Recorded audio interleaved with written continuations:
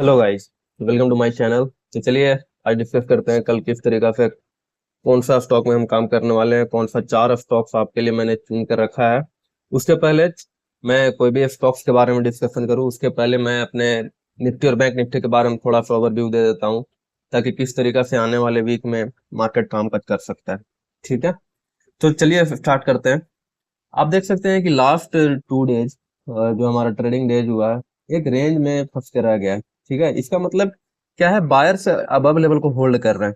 ठीक है, well and good for our market guys, because आने वाले दिनों में अगर बायर्स होल्ड कर रहे हैं तो देखने को मिल सकता है कि ये जो हमारा गैप पेंडिंग है, ठीक है, ये गैप फिल करने को देखने को मिल सकता है।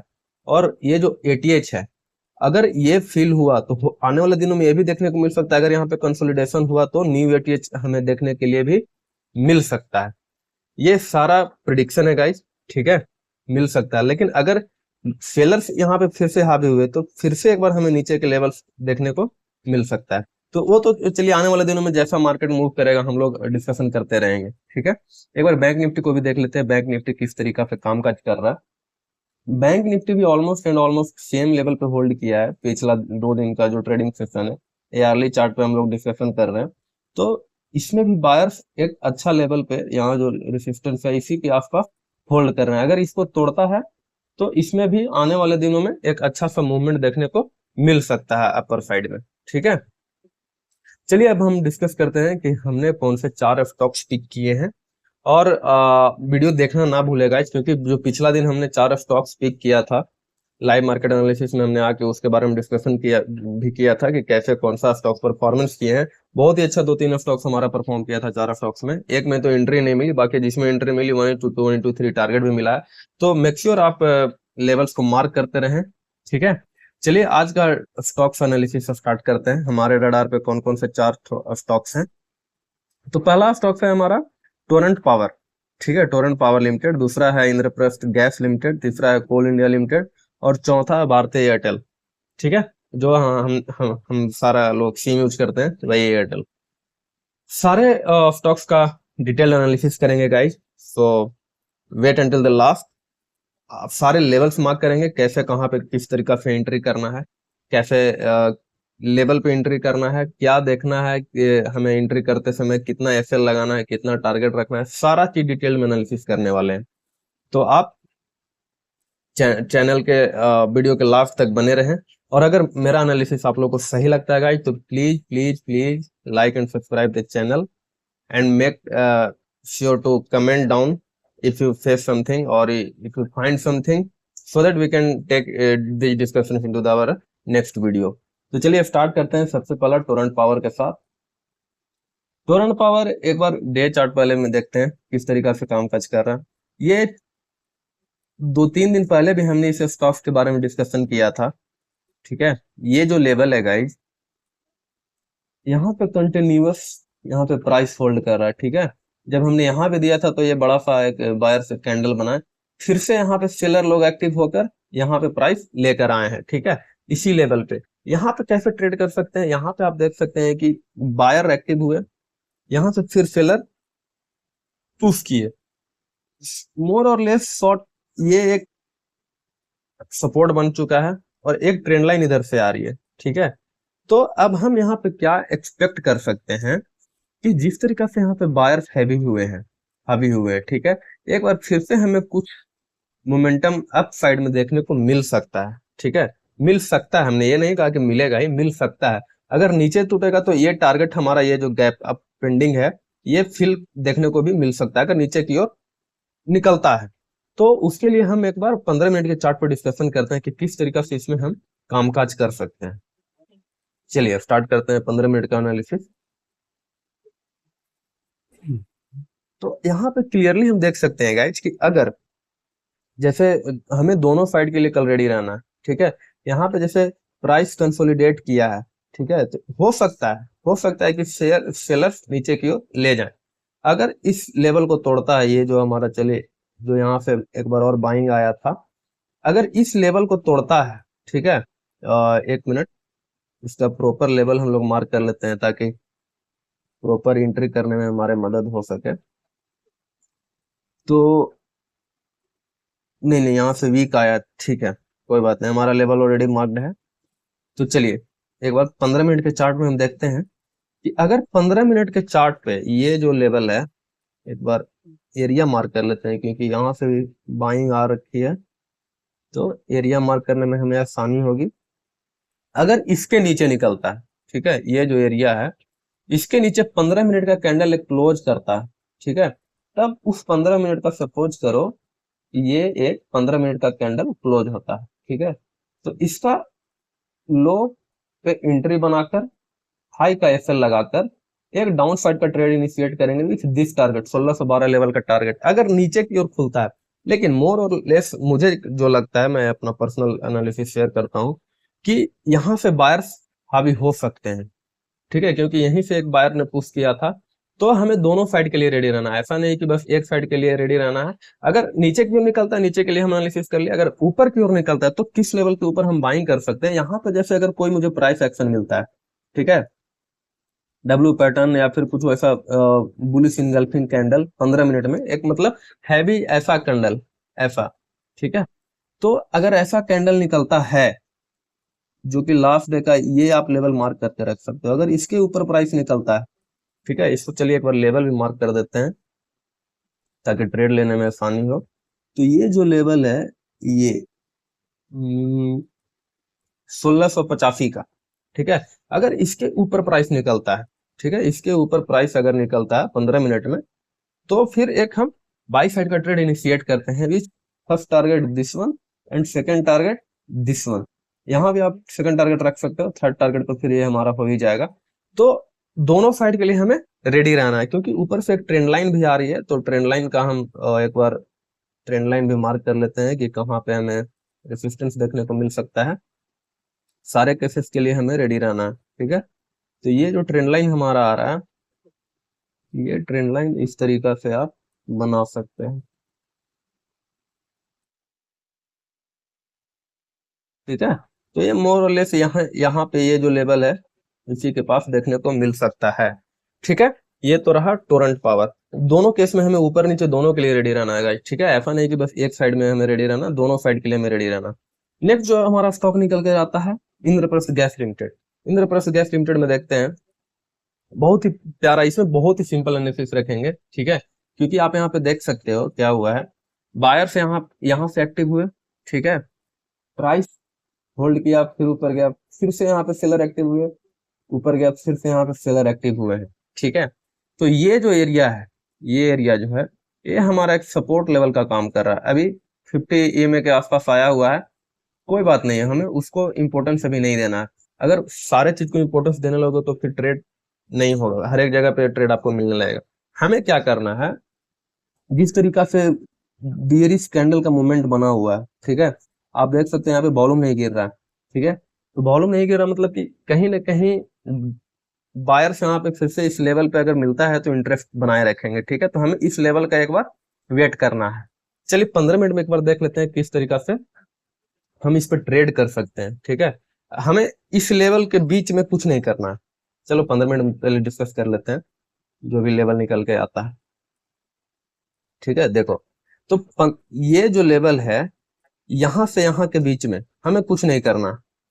आप ऐसा नहीं कर सकते कि चलो ठीक है यहाँ है तो यहाँ आएगा ही तो चलो ट्रेड ले लेते हैं, फिर यहाँ पे बाई साइड का इनिशिएट ट्रेड कर लेंगे। नहीं नहीं नहीं, नहीं वैसा नहीं करना। हमें प्रॉपरली इस लेवल का वेट करना है कि एक बार इस लेवल तक आए प्राइस, और वहां पे फिर हमें प्राइस एक्शन का वेट करना है कि अगर कोई प्राइस एक्शन बनता है बुलिश साइड का, क्योंकि हमें ट्रेड लेना है, इसमें सेल साइड का ट्रेड नहीं करना है। अगर सेल साइड का ट्रेड मिलता है तो एसएल हम दे देंगे, सिंपल सी बात है, ठीक है। सेल साइड का ट्रेड में एसएल देकर हम फिर उस ट्रेड को छोड़ देंगे, क्योंकि जो हमारा एनालिसिस है उसी एनालिसिस पे हमें ट्रेड करना है गाइस। ऐसा नहीं कि आप एनालिसिस किए हो बाई का और वहां पे सेल ट्रेड हम इनिशिएट कर रहे हैं। जैसे दोनों साइड का मोमेंटम पॉसिबल है, जैसे टोरेंट पावर में हमने डिस्कशन किया वहां दोनों साइड का मोमेंटम पॉसिबल है, तो हम दोनों साइड के लिए रेडी रहेंगे। पर यहाँ पे हम जो एनालिसिस करने वाले हैं सिर्फ और सिर्फ बाई साइड के परस्पेक्टिव में एनालिसिस करने वाले हैं, क्योंकि सेल साइड का ट्रेड अगर मिलता है तो रिस्की ट्रेड होने वाला है। तो इसमें हम क्या करेंगे, अगर यहाँ पे हमें मिलता है कोई सा भी प्राइस एक्शन एक बाई साइड का, तो वहां पे हम एक बाई साइड का ट्रेड इनिशिएट करने वाले हैं, ठीक है, with very small SL. SL कहां तक आप रख सकते हो, चलिए एसएल एक बार डिसाइड कर लेते हैं, डे चार्ट से देख लेते हैं। एसएल बहुत ही छोटा यहाँ तक का आप रख सकते हो 507 के आसपास। ठीक है, वो 15 मिनट में आप देख लेना।